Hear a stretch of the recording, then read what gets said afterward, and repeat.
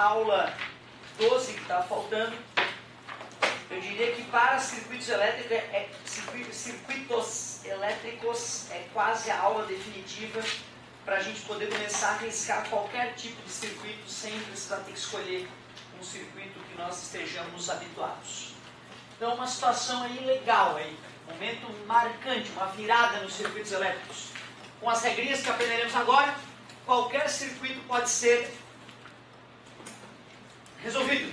Vamos ver. Para que a gente entenda a aula, primeira coisa, vamos revisar algo muito básico. Se eu tenho um resistor percorrido por uma corrente elétrica, eu já te mostrei que para calcular a queda de tensão em cima dele, é só fazer o famoso V igual a R vezes I. Como a corrente elétrica está indo de X para Y, eu sei que tem mais energia no X e menos no Y. Por isso que a corrente flui para a região de menor energia. Portanto, Vxy, a diferença de potencial entre o ponto X e o ponto Y, é R vezes I. Porém, o que é Vxy? Vxy, meus amigos, é o V do ponto X menos o V do ponto Y. Então, o que seria Vyx? Vy. Então, o que existe de diferença entre Vxy e Vyx? Sim, 5 menos 2, 3. 2 menos 5, menos 3. Concordo. Se tu pega dois números, subtrai eles. Se tu inverte a posição deles e subtrai, troca o sinal, né? Concorda comigo? Portanto, se eu fosse te perguntar qual é a diferença de potencial de Y para X, tem que dar menos R vezes I. E faz todo sentido, né? Como é o nome dessa estrutura aqui? Resistor. Resistor tem uma característica chamada resistência. Então, já que ele resiste à passagem de corrente elétrica, a corrente elétrica perde energia ao passar por ele. Se eu estou numa região de maior energia e vou para uma de menor, a diferença de potencial foi de um certo valor. Quando eu vou no sentido oposto, em vez de eu ter tido uma queda de tensão, eu vou ter um acréscimo de tensão, né? Concorda comigo? Então, se eu venho no sentido oposto, seria menos R vezes I. Não, mas está errado, tu vê? Tu vê que perigo. Se o cara não está atento, o cara se arromba. Se esse cara aqui é um isso aqui que eu escrevi não tem nada demais, tá? Totalmente honesto. Mas se esse cara aqui, se a corrente elétrica está indo da esquerda para a direita, quando eu passei daqui para cá, houve uma perda de energia, né? Se houve uma perda de energia, é que o Vy é menor que o Vx, né? E como o Vxy é Vx menos Vy, vai dar um valor positivo. Não, tudo bem. Tudo bem. Vyx é eu medir daqui para cá. Vai ser o Vy menos o Vx. Como o Vy é menor que o Vx, ao subtrair, tem um menos ali, né? Tudo bem. Beleza.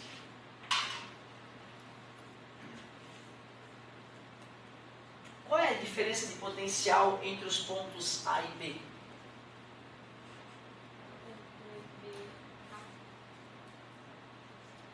É o VA menos o VB, né? Mas quanto é que vai dar?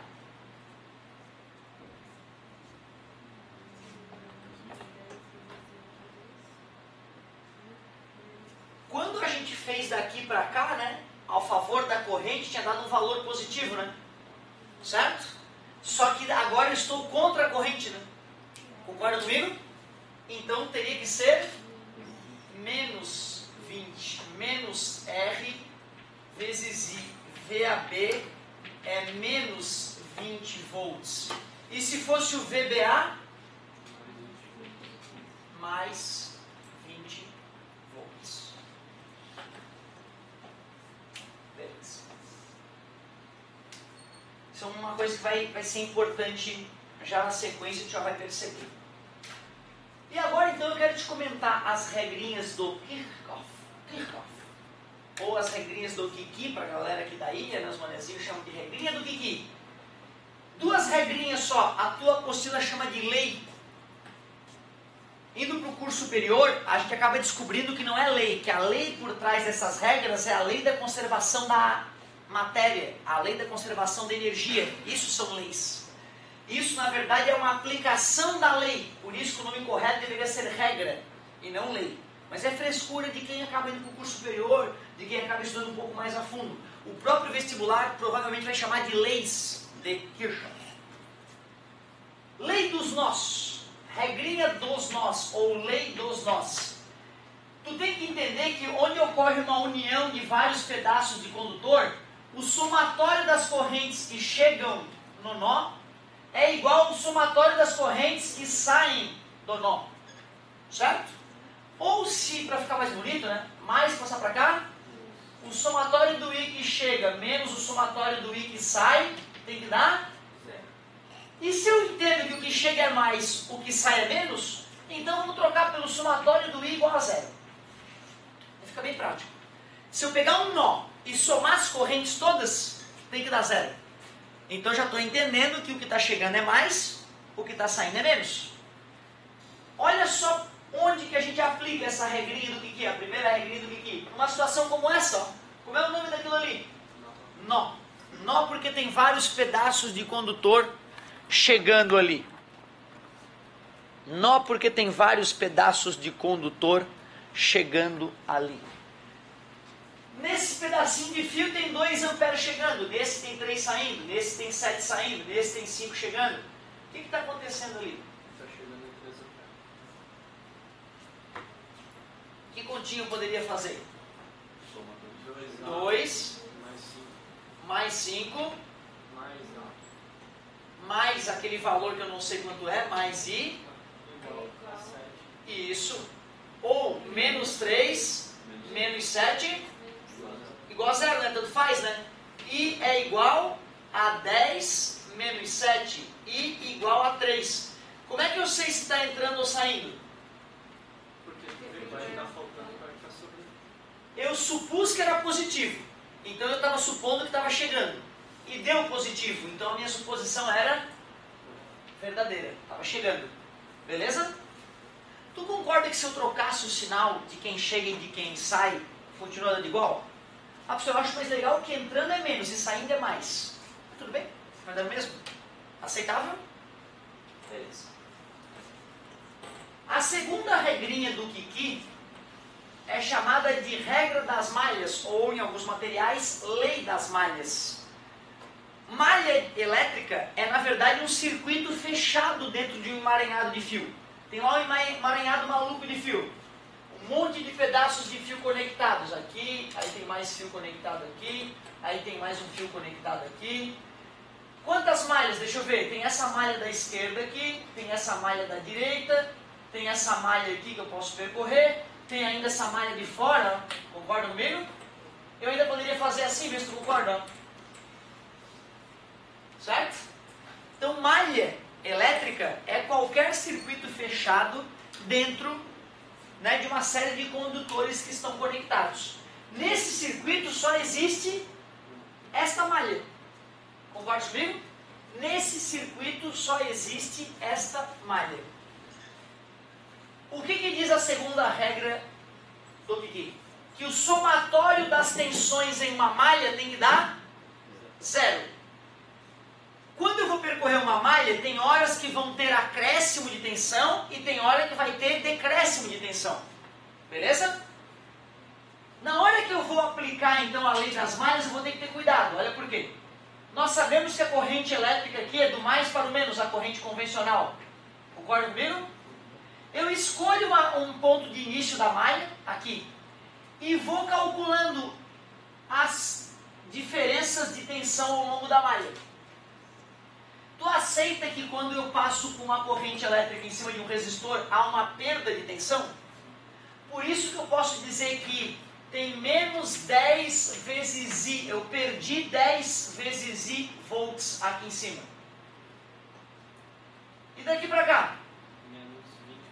Menos 20 vezes I. E daqui para cá? Mais 90, né? Porque é uma fonte de tensão, né? Isso depois que eu voltei para o ponto de partida, tem que dar 0. É isso a regrinha do Kiki. Então deixa eu ver, 90 é igual, menos 30i passa para lá, mais 30i, está multiplicando, passa dividindo. Então I deu igual a 3 amperes. Pô, peraí, né, cara? Pelo amor de Deus, V igual a R vezes I, né? O V é 90, o R, já que está em série, é 30, calcula o... Está no mesmo. Então, na verdade, se for pensar, quando eu estava fazendo V igual a R vezes I, eu estava aplicando a regrinha do Kiki, só que numa situação mais simples, onde não precisava percorrer uma malha, né, para resolver o problema. Então, a regrinha do Kiki, na verdade, é só tu escolher um ponto de partida numa malha e sair percorrendo ela. Corrente passou por resistor, menos R vezes I. Corrente passou pelo resistor, menos R vezes I. Corrente passou pelo gerador, mais a voltagem do gerador. E chegou no ponto de partida, igual a 0. Termina a conta. Isso é a segunda regrinha do Kiki. Professor, não é possível? Não é possível que essa matéria o pessoal ache difícil para fazer essas duas coisas. Não, não, não. O que confunde o aluno é essa situação aqui. Eu te contei essa aula para que tu pudesse proceder nessa situação aqui. Ó. Dá uma olhada.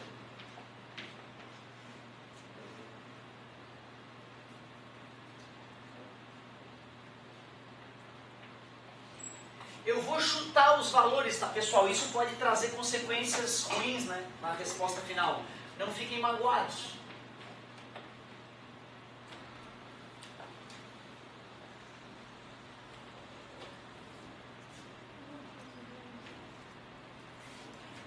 Eu não quero números iguais.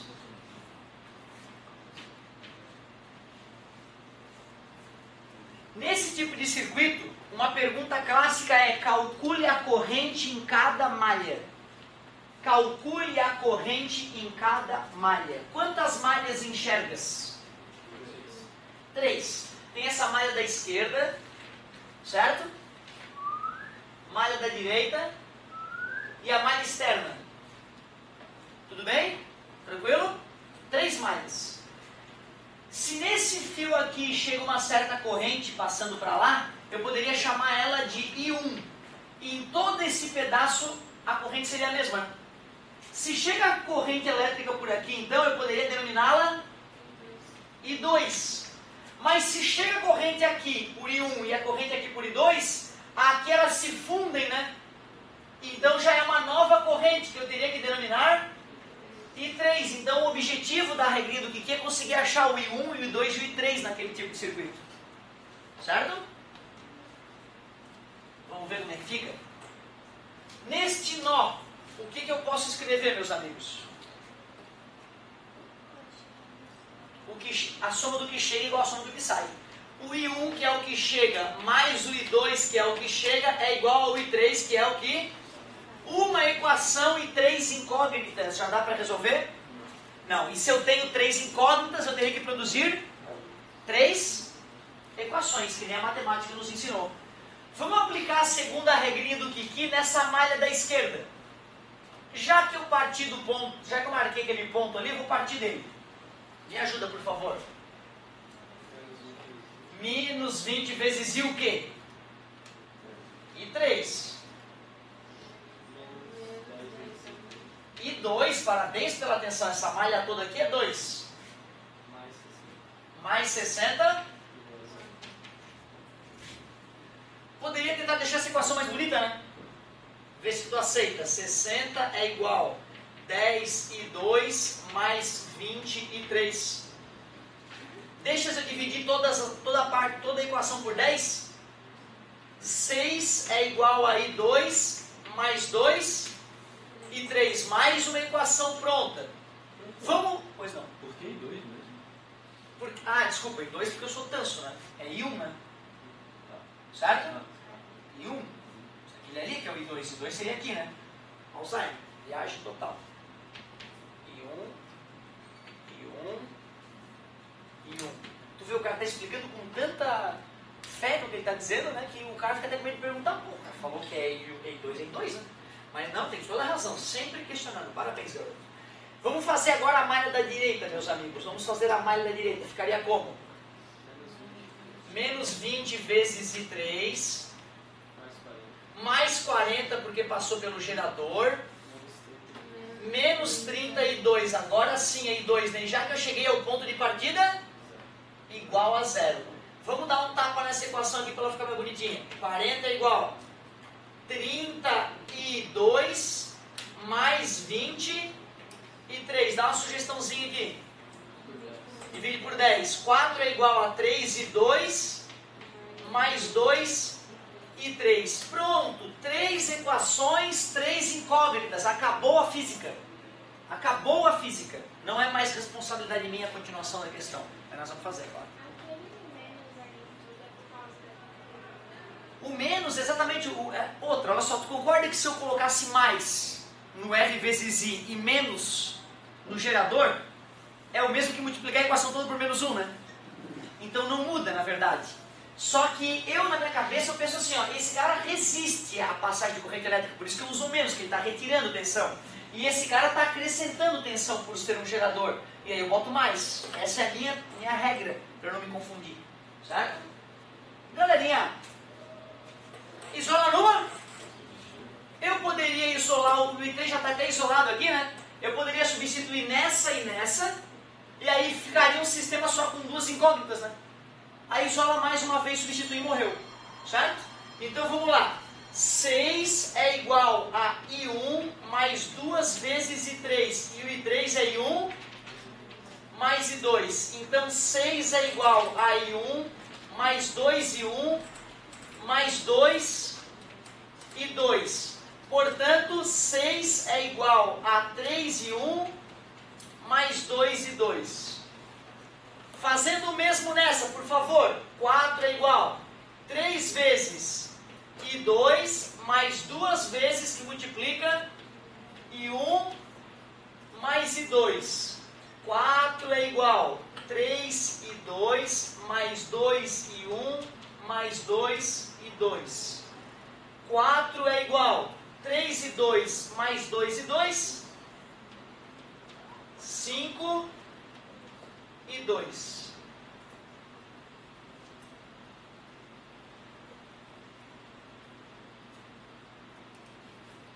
E para finalizar, pois não. Essa conta aí final que era da malha externa, Não, eu não usei a malha externa. Eu não usei a malha externa. Essa foi a lei dos nós naquele nó. Essa foi a lei das malhas na malha esquerda que ficou assim. Essa foi a lei das malhas na malha direita que ficou assim. Aí depois que eu achei essas três circuladas, eu isolei numa, substituí na outra. Isolei numa, substituí na outra, algebrismo, e agora ficaram duas equações com I1 e I2. Eu vou isolar numa e vou substituir na outra.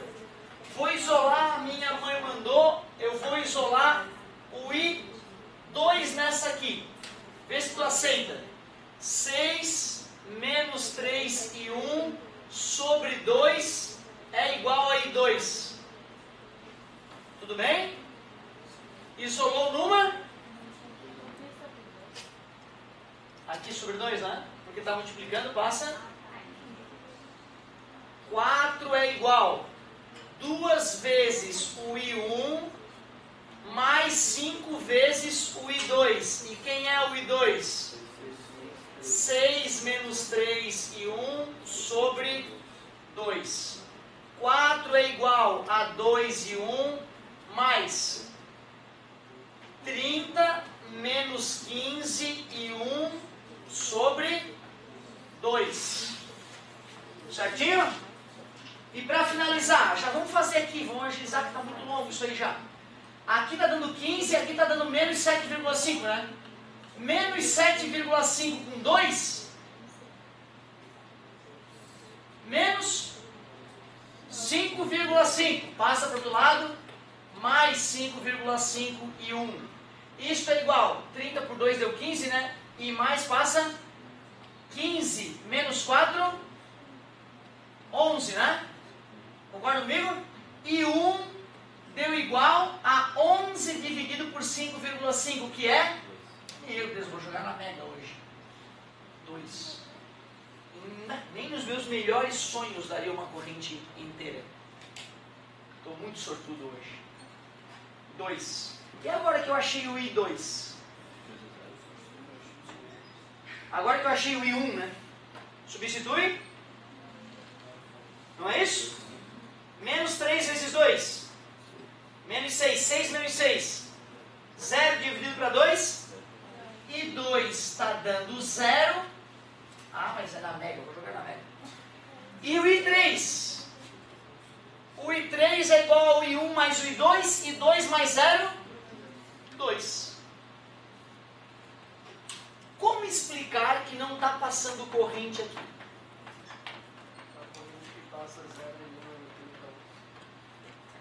Ah, de repente a corrente que vem impulsionada pelo gerador de 60 volts vem tão intensa que acaba bloqueando a corrente que seria empurrada pelo de 40, né?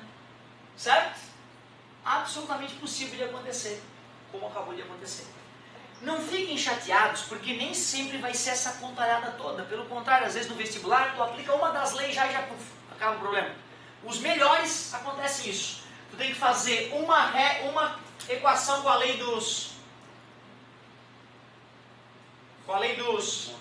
nós e 2 equações com a lei das e depois transforma num sistema de equação.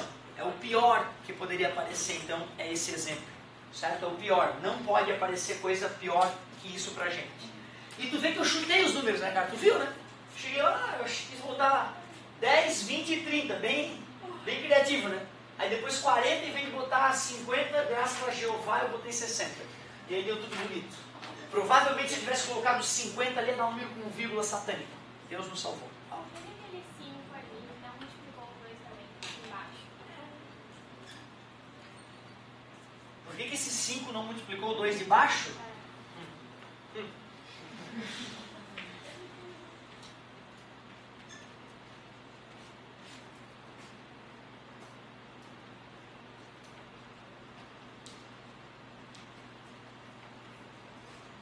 Ué? Multipliquei por 5 e continuou dando o mesmo número.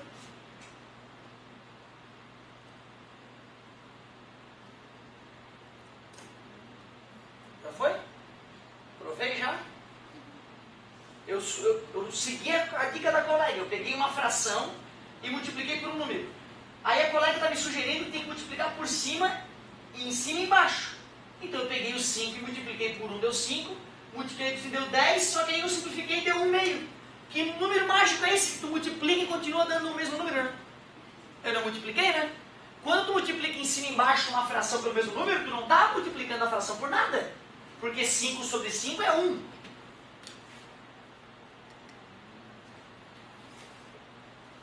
Multiplicar por 5, meus amigos, é multiplicar por 5 sobre 1, né? O numerador multiplica o numerador, o denominador multiplica o denominador. Claro que o quíntuplo de 1 meio é 5 sobre 2. Certo? Beleza? Nós nunca multiplicamos uma fração no numerador e denominador ao mesmo tempo, a menos que nós queiramos achar uma fração equivalente à primeira. Né? Então, multiplicar uma fração em cima e embaixo pelo mesmo número é o mesmo que não fazer nada. Então, como era 5 sobre 1 vezes a fração, o 5 multiplica os numeradores e o 1 multiplica o denominador. Como o denominador era 1, né? Beleza? Show. Cara, ó, sabe o que tu faz? Tu olha para esse circuitinho e tenta colar. Tenta fazer agora, colando do meu circuito. Tu podes arriscar, deixa eu pegar mais um bem parecido. Eu quero um bem parecido. Claro que ele pediu o R ou pediu o I, para ti vai ser o mesmo. Olha a dificuldade, cara, não tem. 12? A 12,17 é uma boa. Só que aí ele forneceu o I e pediu o R, né? Certo? Vai dar no mesmo, né? Vai dar no mesmo. Não muda, eu só queria pegar uma idêntica para que vocês não tivessem a chance de se confundir. Mas eu confesso que dessas a mais parecida é a 12,17. Então arrisca ela. Arrisca a 12,17 agora. Tem cola no quadro. Não vamos fraquejar. Daqui a pouco tu vai te acostumar com o Kiki e ele vai ser teu amigo. Valeu, Kiki! Tô indo.